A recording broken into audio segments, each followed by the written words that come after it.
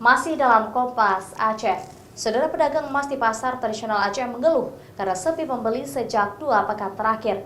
Biasanya sebelum memasuki bulan Ramadan, masyarakat Aceh berburu perhiasan untuk persiapan Lebaran. Namun kali ini banyak yang menjual perhiasan untuk kebutuhan sehari-hari akibat dampak dari COVID-19. Tak seperti tahun sebelumnya, sejumlah pedagang emas di pasar tradisional Aceh mengeluh karena sepinya minat pembeli emas.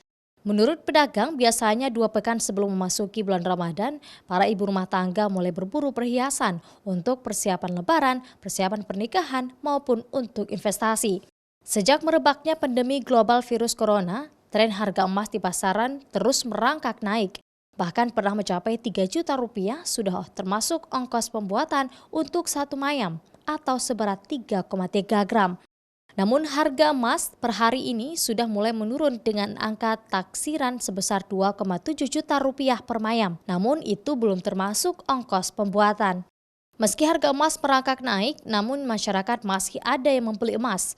Rata-rata masyarakat menjual untuk kebutuhan biaya hidup, untuk biaya seperti apalagi biaya untuk bulan puasa ya. Biasanya masyarakat kita Aceh ini biaya hidup untuk bulan puasa lebih tinggi dibandingkan hari-hari biasa. Menurut pedagang emas, Murizal mengaku 80% masyarakat Aceh menjual perhiasan mereka karena terdesak kebutuhan ekonomi. Akibat dari pandemi COVID-19, bahkan ada yang hilang pekerjaan, sehingga mereka menjual emas untuk membeli kebutuhan pokok selama bulan Ramadan. Meski harga emas di pasar global masih berfluktuatif, namun pedagang emas di pasar tradisional Aceh masih membuka tokonya dan melayani pembeli. Nova Mistayanti, Kompas TV, Banda Aceh.